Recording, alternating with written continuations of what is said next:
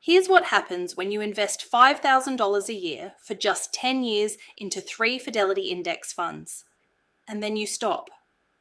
10 deposits. That's the whole plan. You put in $50,000 of your own money across a decade, and then you never add another dollar for the rest of your life. Most people assume that $50,000 pretty much stays $50,000. It does not. Left completely alone, that money can quietly grow into more than $700,000. Same 50 grand. You just stopped feeding it and let time do the rest. And I know what you're thinking. 10 years of contributions? They're nothing. Can't possibly beat the people who grind away for 30 straight years. Stay with me. Because the gap between those two paths is smaller than anyone tells you. And the reason why is the most important money lesson you'll ever learn. Here's the belief almost everyone carries. You think you need to invest for 30 years straight to retire, and you think $5,000 a year is too small to bother with. Both feel true, especially if the only math you've ever seen is a single lump sum sitting in a calculator. But the reality is very different, and it comes down to one word: front-loading. Getting your money in early and then letting it compound changes everything, because the dollars you invest in your 20s do more work than the dollars you invest in your 50s. 3 funds. 10 years of discipline. Then compounding takes the wheel while you do absolutely nothing.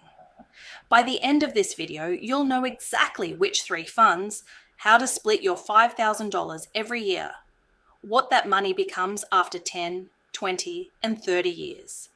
And here's the part that surprises people the most: how much it could pay you every single month after 30 years without you ever selling a single share. So let's start with the definition, because the phrase index fund gets thrown around like everyone already agrees on what it means.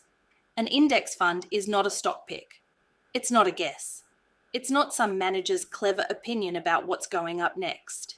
It's a fund that simply owns every company in a given market, sized to how big each company actually is, and it charges you almost nothing to do it. Nobody sitting in an office trying to outsmart the market on your behalf. Just the entire market at cost. That is the whole appeal, and once you understand it, most of the financial industry starts to look very expensive. Quick pause. If this kind of breakdown is useful to you, hit like and subscribe. It genuinely helps me keep making them, and it costs you nothing. Now the 3 funds. Fund number 1 is FXAIX, the Fidelity 500 Index Fund. It tracks the S&P 500, the 500 largest companies in America. Apple, Microsoft, the names behind the phone in your hand, and the software you use all day. The expense ratio is 0.015%. On $5,000, that is 75 cents. Not a month, a year. You pay less to own 500 of the biggest companies on earth than you pay for a single coffee.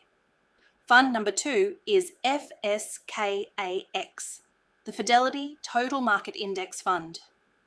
Over 3,600 US stocks, the giants plus the medium and small companies sitting underneath them.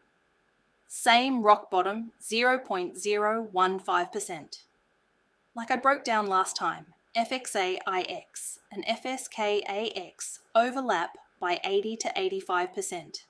So owning both just stacks a thin layer of smaller companies on top of giants you already own. It's not a flaw. It means you pick one and move on. Nobody needs both. But here's why. $50,000 early beats $150,000 slowly. Fund number 3 is FTIHX, the Fidelity Total International Index Fund. Over 5,000 companies outside the United States. The expense ratio is 0.06%. Still astonishingly cheap. And this is the fund most beginners skip without realizing they're making a mistake. because the US, as mighty as it looks right now, is only about 60% of the global market. If you own nothing but US funds, you are leaving 40% of the world's companies completely off your table. Markets move in long, slow cycles, and there have been entire decades where international quietly beat America while everyone was looking the other way. FTIHX is your insurance against betting your whole future on one country's winning streak lasting forever. So how do you actually split your $5,000 each year? Since FXAIX and FSKAX overlap so heavily, you just pick one. Then you pair it with international. A common framework, and I want to be clear, it's a framework and not a law, is 60% US and 40% international. That's $3,000 into FSKAX or FXAIX if you prefer, and $2,000 into FTIHX every year for 10 years. Want to lean more American? Run 70-30, 80-20. What actually matters is not the exact percentage. It's that you own a US sleeve and an international sleeve, and that you keep showing up. But here's the part almost everyone misses. What does this actually become? I want to be straight with you first. These are projections built on long-run historical averages, not promises. The US market has historically returned around 10% a year before inflation, but any single decade can look nothing like the average.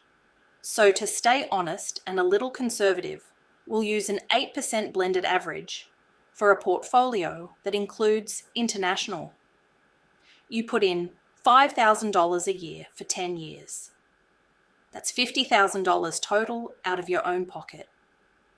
After those 10 years, right as your final deposit lands, you'd be sitting on roughly $72,000 to $78,000, depending on whether you invest at the start or the end of each year. You've already turned $50,000 into about $72,000 without picking a single stock or watching a single chart. Now you stop. No more contributions, not one more dollar. You just let it compound. After 20 years total, meaning 10 years of contributing and then 10 years of simply sitting there, that money grows to about $156,000. Read that again. You did nothing for a decade and it more than doubled on its own. After 30 years total, 20 years of sitting, it becomes roughly $338,000.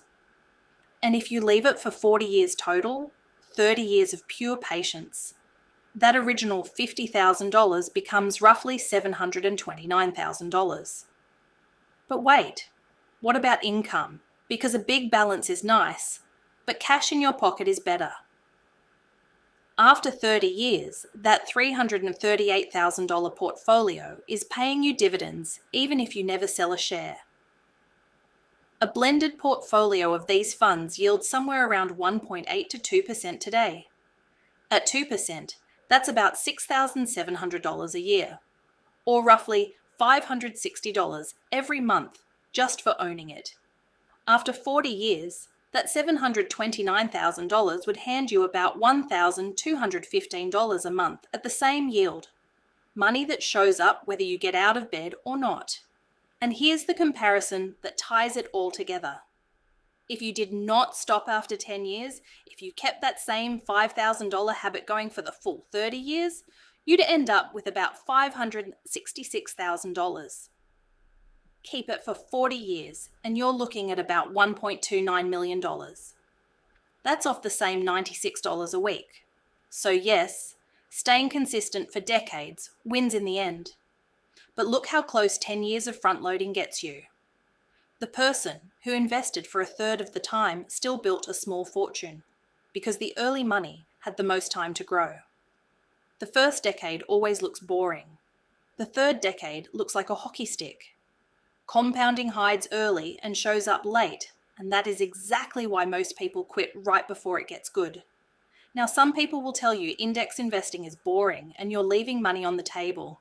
To be fair, a handful of stock pickers really do beat the market, but the data here is brutal. The large majority of professional fund managers, people with research teams and terminals, and every advantage you can imagine, fail to beat a simple cheap index fund over any 10 to 15-year stretch. The fees and the constant trading quietly bleed the returns dry. Boring isn't the weakness here. Boring is the entire strategy. But knowing which 3 funds to buy is only half the picture. The other half is what you do after the money's in the account, because plenty of people set this up perfectly and then sabotage it 6 months later. They watch a completely normal 15% dip, panic, and sell at the bottom. They chase whatever's hot that quarter. Or they never automate it, so investing every month slowly turns into investing whenever they happen to remember, which is never. The plan doesn't fail. The person walks away from it. So where does that leave you? Broad ownership of the entire US market, broad ownership of the rest of the world, costs so low they barely register, and time quietly doing the work you'd otherwise pay someone else to do badly. You don't need $50,000 today. You need $5,000 this year, and the discipline to do it 9 more times, and then the patience to leave it alone. And that $5,000 a year is just one example. What if all you could manage was $25 a week? I already ran the real math on whether $25 a week into a Fidelity index fund can eventually replace your paycheck.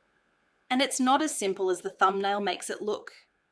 Go watch that one next, because understanding why the habit matters more than the starting number is the thing that makes everything in this video actually work.